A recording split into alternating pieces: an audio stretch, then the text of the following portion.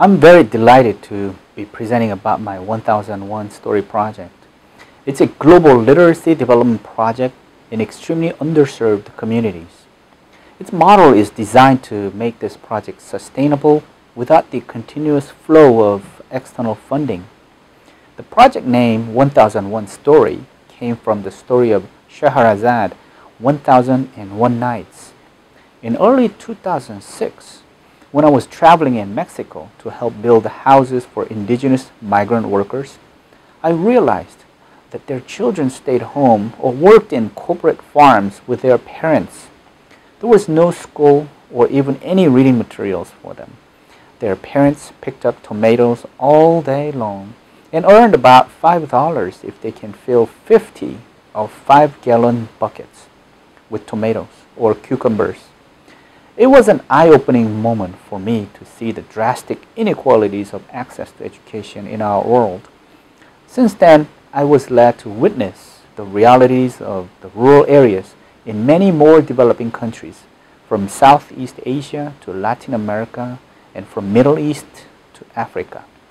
Also, that's when I started to think about possible ways to give the underserved children literacy exposure by employing mobile devices.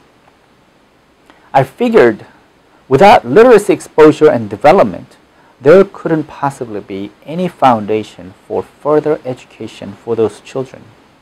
I loaded multimedia stories and sing-along songs in Spanish onto mobile devices and gave them to the children there.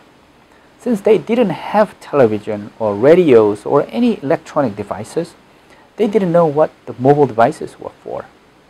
I told them that I need their help to figure out what the objects were. They agreed to help me figure them out. At first, they were grinding the devices on the ground or hitting the devices with rocks. My heart was sunken, but I patiently watched them. All of a sudden, one of the children accidentally turned on the device by pressing and holding the power button for 2 seconds. Since that moment, everything changed. All other children flocked to the child and asked what he did. The child explained what he did to a few others, and they in turn exchanged their own know-hows among themselves. The spread of knowledge dissemination was incredible. In less than 20 minutes, about 35 children were able to play stories on the devices and sing along while listening and watching the multimedia stories on the devices. That was my very first mobile learning project and realization of the possibility of designing a simple pedagogical model maximizing experiential learning and collective problem solving with mobile devices. My projects evolved a lot with a different set of devices and educational games in many more countries. What was great about mobile devices was that I was able to put 40 to 60 devices in my backpack and start the workshops under a tree or in the middle of a farm or on a bus or under a tent. These are madaris, the snake charmers. They perform circus and move from one place to another. These children never attended any school. They may not know their age, but they were really smart children because they advanced so quickly with the math game that I gave them. I was able to involve more students in more projects and raise funds from various organizations. My project name is Pocket School, which is not a name of a particular software or device, but initiative to help children living in underserved regions to have access to education. This is a screenshot of mobile math game to learn positive numbers and negative numbers by planning and executing strategies. This is a screenshot of a farming simulation game to teach adults about financial literacy along with the concepts of microloans, interest, paying off debts by growing crops and selling them on the market. As I was able to expand the mobile learning project, not only in informal education settings, but also formal school settings, one child came to me in a school in Mexico.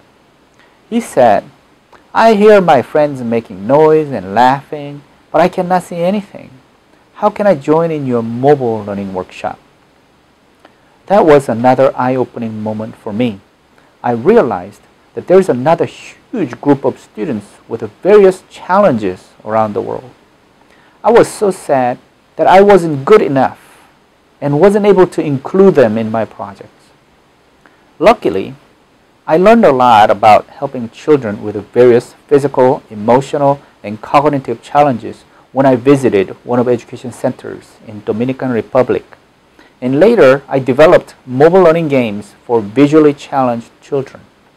With the help of volunteers from Seeds of Empowerment, an NGO, and graduate students at Stanford and other universities, I experimented my very first mobile learning games with visually challenged children in more countries.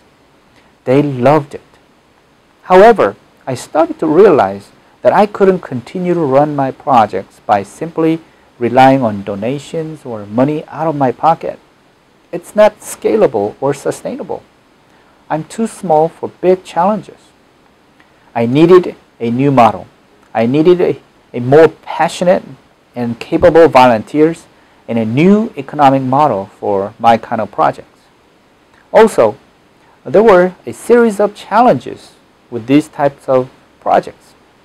In extremely underserved areas, literacy is not highly valued. Many children or parents often don't feel that they need to read. Also, in such environments, there's no role model. When I was growing up, I remember reading about Abraham Lincoln, Gandhi, Einstein, and inventors and great heroes of nations. I was inspired by their stories, and their stories shaped my role model. The children in the developing region don't have access to stories that can inspire them.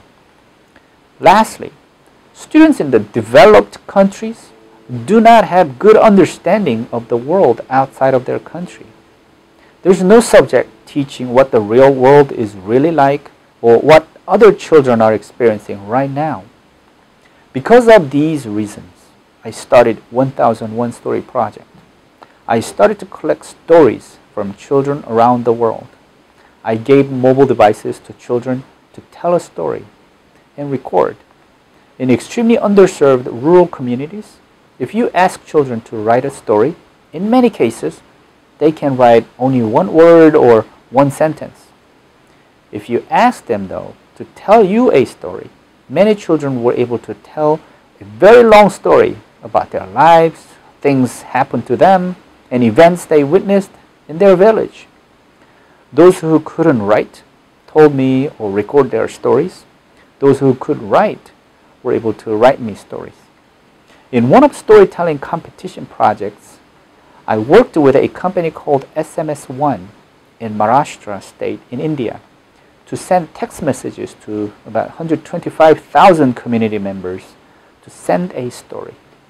I collected more than 8,000 stories and reviewed them with the community leaders to select the best stories and gave them awards. This is a screenshot of a mobile story editor. You can add images to your stories and share with your friends. I also worked with NGOs in Africa. This picture is an NGO volunteer who went to northern Uganda to collect stories from refugee camp children. When we held storytelling competitions in various schools and community centers, children from other towns walked hours and hours to join the storytelling competition events.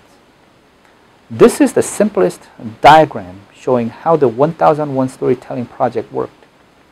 We identify a community first and work with the local NGOs to collect stories through storytelling competitions, and they send us translated stories. We work with other volunteers who would illustrate the stories and make mobile apps or publish hard copy books. Some of the apps are sold on online stores, and hard copy books are sold as well to raise more money to help more communities around the world. We partner with other foundations to raise funds, and I involved Stanford undergraduate students and other university students to travel and actually run storytelling workshops. Depending on their skills, I asked them to run mobile learning workshops as well. This is the published hard copy book for free distributions to schools or communities that participated in the project. In this book, as you can see, the author's photo and also the volunteer illustrator's photo are there.